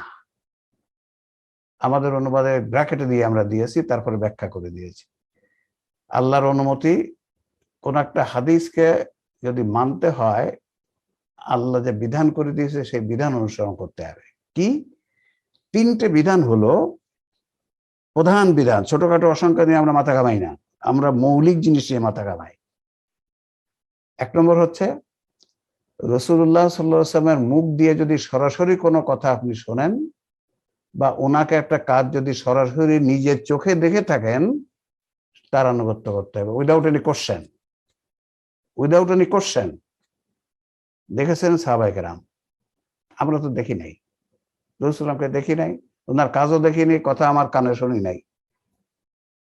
তাহলে যারা সরাসরি দেখেছেন রাসূলুল্লাহকে, সরাসরি তার কথা শুনেছেন, শোনার সাথে সাথে এটা আনুগত্য করতে হবে, কারণ উনি ওহী ছাড়া কথা বলেন না।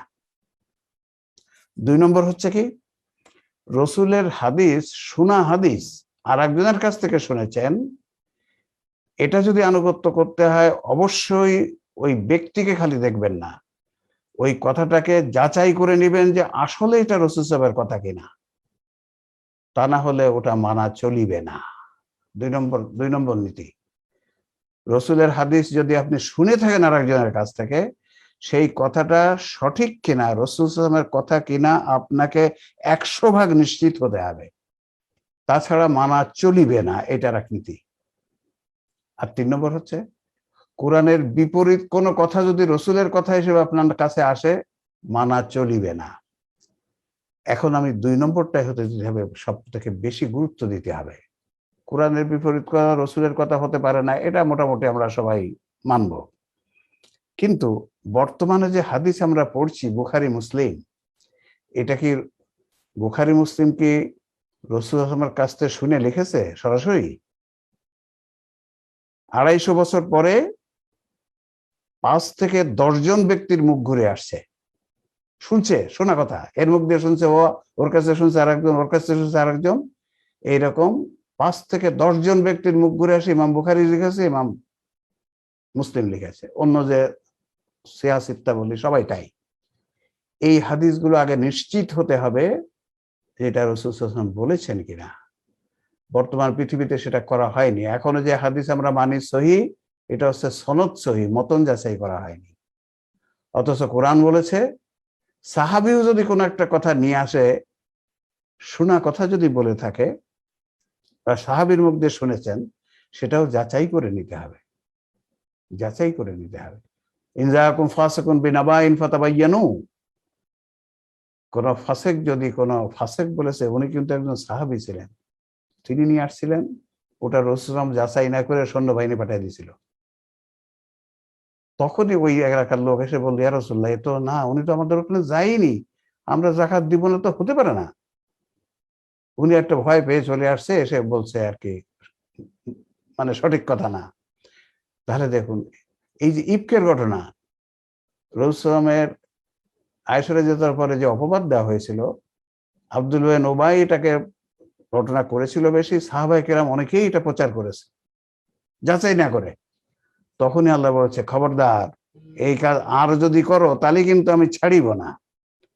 ইয়াইযুকুমুল্লাহু আন তাইদু বিমিসলিহি আবাদান ইন কুনতুম মুমিনিন, মুমিন যদি হয়ে থাকো এই কাজ করবা না, যাচাই না করে কখনো মানবা না। সে ব্যক্তি যত বড় ব্যক্তি হোক, শোনা কথা যদি বলে থাকে, মানবা না যাচাই না করে। রাসূল সাল্লাল্লাহু নিজেই বলেছেন, শোনা কথা যাচাই না করে যে প্রচার করে, মিথ্যাবাদী হওয়ার জন্য এটা যথেষ্ট। রাসূল হাদিস, আমরা যে হাদিস এখন পড়ছি, এই যে বুখারী মুসলিম বলেন সবই শোনা কথা, কিন্তু মুসলিম জাতি এই হাদিসগুলো খালি সনদ দেখেছে, টেক্সটটা কি এটা যাচাই করে নাই। এ হতবাক হয়ে যাওয়ার মতো বিষয় সব। এর মানে কিন্তু এই না যে হাদিস মানা যাবে না, এর মানে এই, আমাদেরকে প্রচলিত সহিহ হাদিসের সনদ মতন যাচাই করে আবার সনদ মতন সহিহ হাদিসের লিস্ট বের করতে হবে, যেটা কোরআন হাদিসের ফাউন্ডেশন আলহামদুলিল্লাহ প্রথম খণ্ড বেরিয়ে গেছে। আলহামদুলিল্লাহ, আমরা আল্লাহ দরবারের জন্য শুকর আদায় করি, আপনারা মানবেন। তাহলে এই কথাটা সূরা নিসা 64 নম্বরের প্রথমাংশ, আল্লাহর অনুমতি ছাড়া রসুলের আনুগত্য চলিবে না, মানে এই 3টি কথা মনে রাখবেন। আমরা যে হাদিসগুলো শুনছি এখন আছে পৃথিবীতে, সবই শোনা কথা। এর টেক্সটটা, বক্তব্য বিষয়ে আপনি নিজেকে যাচাই করবেন। কোরআন আমাদের কাছে আছে, যাচাই করতে খুব অসুবিধা নাই যদি কোরআন জানা থাকে। এই কথা, আর এই কথা মাথা ব্যথা আছে বলে হাদিসে দোষ আছে বলে হাদিস বাদ দেবেন, সেটাও আর এক বোকামি, চরম বোকামি। মাথা ব্যথা বলে মাথা কেটে ফেলবেন, এটা বুদ্ধিমানের কাজ নয়। মাথা ব্যথা হলে চিকিৎসা দিয়ে ঠিক করে নিয়ে মাথাটা কাজে লাগাতে হবে। আল্লাহ এই জাতিকে তৌফিক দান করুন। আমরা এই আয়াতের পরের অংশটুকু আগামী ইয়েতে করবো। 10:30 বেজে গেছে। এখন আপনাদের প্রশ্ন উত্তর, যদি কোনো প্রশ্ন আপনারা থাকে আবার হাত উঠান। একটুখানি আগে আপনি যে 3টা বিধান বললেন রাসূল সাল্লাল্লাহু আলাইহি সুন্নাহ মানার ক্ষেত্রে, যে রাসূল সাল্লাল্লাহু আলাইহি ওয়াসাল্লামের সরাসরি কথা শুনলে, আমি আর পরের 2টা শুনতে পারি নাই। আচ্ছা, সরাসরি যদি রাসূল সাল্লাল্লাহু আলাইহি ওয়াসাল্লামের কথা আপনি শুনতে পারেন, সরাসরি আপনি নিজে কান দিয়ে রাসূলের মুখ দিয়ে শুনেছেন, অথবা নিজের চোখ দিয়ে রাসূলের কাজ দেখেছেন, এখানে কোনো প্রশ্ন নয়, আপনি সেটা আনুগত্য করবেন। 2 নম্বর, যদি রসুলের কথা বা কাজ অন্য কারো কাছ থেকে শুনে থাকেন, আপনি সেটা যাচাই করবেন যে কথাটা সঠিক কিনা। ব্যক্তি যত বড়ই হোক না কেন, ব্যক্তির পরে টোটাল গুরুত্বটা দিবেন না। ব্যক্তিকে গুরুত্ব দিতে হবে, কিন্তু মেইন গুরুত্ব দিতে হবে কথাটার পরে, টেক্সটটার পরে। টেক্সটটা ঠিক আছে কিনা এইটা আপনি যাচাই করবেন। যাচাই করে যখন আপনি নিশ্চিত হবেন ইয়েস এটা রসুলের কথা, তখন আপনি সেটা আনুগত্য করবেন। আর 3 নম্বর হচ্ছে, কোরআনের বিপরীত কথা রসুলের কথা হিসেবে আনুগত্য করা যাবে না। রসুল সাল্লাল্লাহু আলাইহি কোরআনের বিপরীত কথা বললে ওনাকে আল্লাহ বলছেন তোমার ঘাড় টেনে ছিঁড়ে ফেলতাম। কাজে এই 3টে কথা মনে রাখবেন। এটাই হচ্ছে রসুলের আনুগত্য করার আল্লাহর অতৎক্ষণিক অনুমতি, মানে আল্লাহর প্রোগ্রাম, আল্লাহর দেওয়া নীতিমালা। জি, থ্যাংক ইউ ভেরি মাচ। এরপরে শাহিন শহীদ সাহেব, আপনার প্রশ্ন বলুন। প্রশ্ন স্যার। জি আসসালামু স্যার। ওয়ালাইকুম স্যার, ওই আসসালাম। যে অন্তরের যে অবস্থানটা বললেন, এখানে স্যার হাদিসের বক্তব্য অনুযায়ী যে রাসূল সাল্লাল্লাহু আলাইহি ওয়াসাল্লাম বলছে যে কলবের ব্যাপারটা হচ্ছে মানব দেহের ভিতরে একটা মাংসপিণ্ড রয়েছে যেটাকে পবিত্র রাখলে পারে গোটা দেহটাই পবিত্র থাকে। বলেন এখন ওখানে এই কি হলো? যে স্যার কলবের অবস্থানটা আসলে ওই মানে অন্তরের সাথে মনের অবস্থান এবং কলবের অবস্থানটা স্যার একটু ক্লিয়ার করে দিতেন স্যার। এখানে যেহেতু আমাদের সমাজে প্রচলিত পীর সাহেবরা রয়েছে, কলবটা আমাদের বুকে, যে কারণে ওখান থেকে ইল্লাল্লাহ জিকির জোরে করলে পারে হয়তো কলবটা আর জানা আছে। কল বলতে আমাদের সমাজে চালু হচ্ছে যে কলবটা হচ্ছে, কলবের অর্থ কিন্তু মন করেছে, এটা ঠিক আছে। কলব মানে মন, এবং সেটা থাকে বক্ষে, এই হচ্ছে প্রচলিত ধারণা। এই জন্য জিকির করে, জিকির এই যে কল চালু করে এই বুকের, এটা দেখা দেয় এই কাঁপছে কিনা, দেখ নড়ছে কিনা, এই যে বাম পাশে না, ঠিক আছে। যে হাদিসটা আপনি বললেন সেখানেও গন্ডগোলটা কি হয়েছে দেখুন। রাসূল সাল্লাল্লাহু আলাইহি ওয়াসাল্লাম বলছেন শরীরে একটা মুদগা আছে, লাহাম আছে কিন্তু বলে নাই। কিন্তু এই মুদগার অর্থ করেছে লাহাম, মানে মাংস। না, রাসূল তো মাংস বলেন নাই, ভুল দেখেন শুরু হয়েছে কোত্থেকে। বলেছে মুদগা, অর্থ করল মাংস, মাংস তো নয়, ওটা মুদগা। তারপর বলছে ওইটা হচ্ছে জ্ঞান, যেটা সুস্থ থাকলে পুরা শরীর সুস্থ, আর যেটা অসুস্থ হলে পুরা শরীর ফাসাদে পরিণত হয়। শব্দটা আছে ফাসাদ, সেটা হচ্ছে কলব, সেটা হচ্ছে ওয়াল কলব। তাহলে কলব হচ্ছে এমন একটা অঙ্গ শরীরের যেটা হচ্ছে মুদগা, আর যেটা সুস্থ থাকলে পুরা শরীর সুস্থ, যেটা অসুস্থ হলে পুরা শরীর আপনার কাছে একটা ফাসাদ। আমার শরীর আমার জন্য ফাসাদ। এই কথাগুলো বুঝতে হলে আমাদেরকে হিউম্যান বায়োলজি জানতে হবে। এই যদি হিউম্যান বায়োলজি জানলে যে কথাগুলো এই কথা চালু আছে, এটা হতোই না। কিন্তু আমাদেরকে হিউম্যান বায়োলজি শিখতে দেয়নি, বিজ্ঞান পড়া গুনার কাজ, কাজেই এইটা হয়ে গেছে। মুদগা হচ্ছে এমন জিনিস যেটা চাপ দিলে ভেঙে টুকরো টুকরো হয়ে যায়। এই ব্রেনটা হচ্ছে তাই। হার্ট, হৃদয়, বক্ষে যে কল্ব মানে হৃদয়, হৃৎপিণ্ড, যেটা কলবের একটা অর্থ কিন্তু হৃৎপিণ্ড, কলবের আর একটা অর্থ হচ্ছে মন। কোরআন হাদিসে কোথাও কলব হৃৎপিণ্ড হিসেবে ব্যবহার হয়নি, সব হয়েছে মন হিসাবে। মন আর মনটা থাকে এইখানে, বিজ্ঞান এটা প্রতিষ্ঠিত তথ্য। আর বিজ্ঞান এই ব্রেনটা হচ্ছে মুদগা। আর ব্রেনটা নষ্ট হলে কি হয় দেখেন, কলব যদি কারো নষ্ট হয়ে যায়, শরীরে যে যন্ত্রণা দেওয়া হয় না, ওর সাথে সাথে মরে যায়। যদি সিভিয়ারলি নষ্ট হয়, ওই কয়েক মিনিটের মধ্যে মরে যায়। আমরা বলি আহা কি শান্তির মৃত্যু, চলে গেল, আল্লাহ কোনো কষ্টই পাইল না, তাই না? তাই আমরা বলি। কিন্তু ব্রেন যদি নষ্ট হয়ে যায় কি হয়, আমরা বলি ক্লিনিক্যাল ডেড। সে আর চলতে পারে না, খাইতে পারে না, পেশাব করতে পারে না, পায়খানা করতে পারে না, হাতটা উঠাতে পারে না। তার মানে ওই ফাসাদ, শরীরটা তার জন্য ফাসাদ। আত্মীয় স্বজন 1 সপ্তাহ 2 সপ্তাহ দেখে বলে আল্লাহ ওনারে নিয়ে গেলে নিয়ে যাও তাড়াতাড়ি, আর কষ্ট দিও না, মরে গেলেই বাঁচি। তাহলে এই যে মুদগা বলা হয়েছে, এটা হচ্ছে ব্রেনটা। আর মনটা থাকে এইখানে সম্মুখ ব্রেনে। সদর মানে হচ্ছে সম্মুখ ব্রেন, সদর দরজা মানে সম্মুখ দরজা। এইটা হচ্ছে বক্ষ। তো স্যার ডিকশনারি অনেক সময় বলছে যে সুদরুন মানে বক্ষ, এই ক্ষেত্রে সদরের একটা অর্থ হচ্ছে বক্ষ, এটা তো ঠিকই আছে, কিন্তু বক্ষটা হিসাবে কোরআন ইউজ হয়। সদরের আর একটা অর্থ হচ্ছে সম্মুখ, এই অর্থটা নিতে হবে। অর্থটা ভুল নেওয়া হয়েছে আর কি। বক্ষটা তো সামনেই, বক্ষ তো সামনে স্যার, যদি আমরা ওই লজিকেও ধরি। হ্যাঁ সামনে, কিন্তু হৃৎপিণ্ড ধরা যাবে না, ধরলে তাহলে কোরআনের অনেক আয়াতের বিপরীত হয়। ওই এই হাদিসটা তো বিপরীত, এটা বলছে মুদগা, মুদগা তো এখানে না, মুদগা তো এইখানে।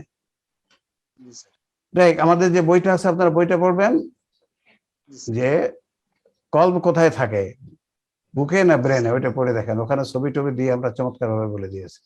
জি, এরপরে তৈবুর রহমান সাহেব কি প্রশ্ন? জি প্রশ্ন করুন। হ্যাঁ, 10:40 বাজে, প্রায় 38 বাজে। তৈবুর সাহেব কি প্রশ্ন আপনার? বলুন। আসসালামু আলাইকুম স্যার, ছোট দুইটা প্রশ্ন।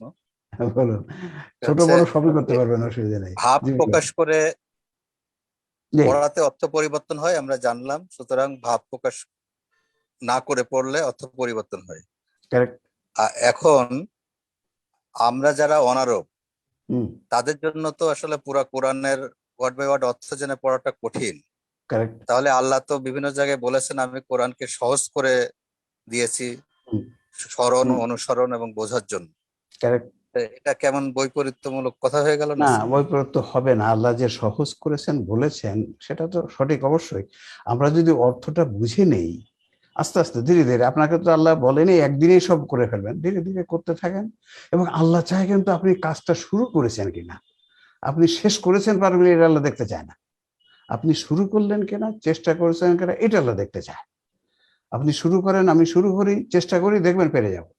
দেখেন আমাদেরকে ওয়াকফ শেখানো হয়েছে, এইখানে এই ওয়াকফ, এই ওয়াকফ, ওই ওয়াকফ, কয়েকদিন পরে ভুলে যাবেন তা। কিন্তু আপনি যদি অর্থটা জানেন, আপনি নিজেই কোথায় থামবেন না থামবেন না নিজেই বলতে পারবেন যে হ্যাঁ এই অর্থটা যদি এই হয় এখানে থাকতে হবে। ওই যে পেশাব করিবেন না, না করিলে জরিমানা হইবে, এরকম করা হবে না যদি অর্থ জানা থাকে। এটা ধীরে ধীরে হয়ে যাবে। আপনি যেটা বললেন না, আপনার যদি চেষ্টা করেন দেখবেন ধীরে ধীরে হয়ে যাবে। তারপরে যেটা আপনি বললেন, তারপরে যেটা বললেন আমরা অনারব, এটার জন্য আল্লাহ এই সুযোগও রেখেছে। সেইটা ওই যে 6/165, যাকে জন্মগতভাবে কম দিয়েছি তাকে ছাড় দিব, যাকে বেশি দিয়েছি তাকে টাইট করে ধরবো। আমি বাংলাদেশে আসছি, আমি বাঙালি, আমার জন্য তো আরবি একটু কঠিন, এই জন্য আমরা কিছু ছাড় পাবো। কাজে ভয় পাবেন না, ইনশাল্লাহ আল্লাহ সব ব্যবস্থা করে রেখেছে ইনশাল্লাহ। ইয়েস। 2 নম্বর কি? পরেরটা হচ্ছে আমরা 63 নম্বর আয়াতে মুনাফিকদেরকে উপেক্ষা করতে বলা হয়েছে। উপেক্ষা উপেক্ষা উপেক্ষা বলতে আমরা সাধারণত বুঝি তাকে তার উপর ছেড়ে দেওয়া আর কি, মানে পরিহার করে চলা। তাহলে স্যার আমার এখানে 2টা প্রশ্ন আসে, তাহলে আমরা কি তাদেরকে দাওয়াত দিব না? আর সেকেন্ডলি তাদের তো শাস্তির বিধানও করতে হবে, তাদেরকে তাদের উপর কি ছেড়ে দিব এভাবে? না, এখানে কথাটা হচ্ছে এই যে তাদের উপেক্ষা করো, এটাও কিন্তু আর অন্য ওই যে খাতাবামু জাহিলুনা ক্বালু সালামা। কেন? আপনি যদি দেখেন যে মুনাফিকরা 2-4টে কথা বলে দেখছেন যে না এ আর সম্ভব না, তাহলে তার পিছনে লেগে থেকে সময়টা একেবারে আল্লাহর রাসূল সাল্লাল্লাহু আলাইহি ওয়াসাল্লাম এমনই বলেছে, তোমার অবস্থা দেখে মনে হচ্ছে ওরা যদি ইসলামে না আসে তুমি জীবনটাই বিসর্জন দিয়ে ফেলবা, এরকম কথা বলা আছে। যে ওনার মনে এত কষ্ট হতো, আরে এত চেষ্টা করছি তাও আসে না। তো না, সেই জন্য আপনি কয়েকটা কথা বললেই কিন্তু বোঝা যায় যে কি তালা বন্ধ সব নাকি আছে এখন নেবে, এরকম কথা। সেই জন্য যখন দেখা যাবে তখন উপেক্ষা করে আরেকজনের কাছে চলে যান, কথাটা এইরকম ধরনের কথা। সবাই তুমি একসাথে করলে এরকম ধরনের শিক্ষাটা এসে যায়। আর কি বলছেন যেন এখানে? এটাই মোটামুটি। জি আলহামদুলিল্লাহ। রোকসানা ইসলাম ম্যাডাম কি প্রশ্ন? মোহাম্মদ মিরর হাসান। হ্যাঁ জি প্রশ্ন করুন, কি প্রশ্ন আপনার? তখন যে স্যার একটু আলোচনা হইলো যে শয়তান সরাসরি বক্ষে বা আমাদের অন্তরে ধোঁকা দিতে পারে না, কয়েকটি স্তর পেরিয়ে ধোঁকা দিতে হয়। হ্যাঁ, এই বিষয়টি যে একটু আলোচনা করতেন। 4টি স্তর পেরিয়ে আমরা সরাসরি বলিনি, বলছে শয়তান আপনাকে শক্তি প্রয়োগ করে বিপদে নিতে পারে না,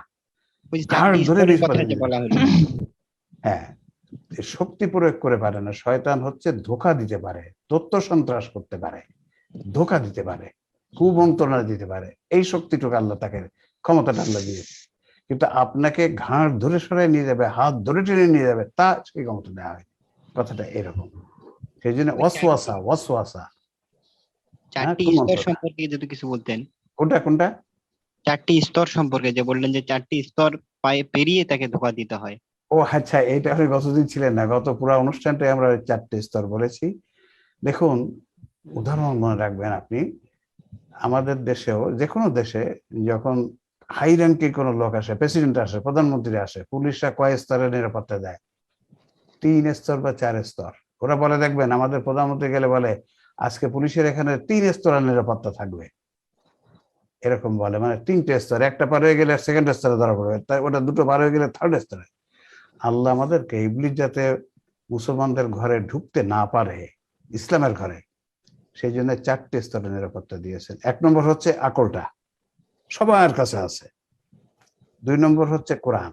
আমরা বলেছি প্রথমে যে কোনো একটা তথ্য আপনার সামনে আসলে আপনি আকল দিয়ে একটা সিদ্ধান্ত নেবেন, পজিটিভ আর নেগেটিভ, যে কোনো একটা সিদ্ধান্ত নিতেই পারবেন। আকল আপনাকে একটা উত্তর দেবেই, সেটা কারেক্ট হতে পারে, ভুল হতে পারে, বেশিরভাগ ক্ষেত্রে কারেক্ট হবে।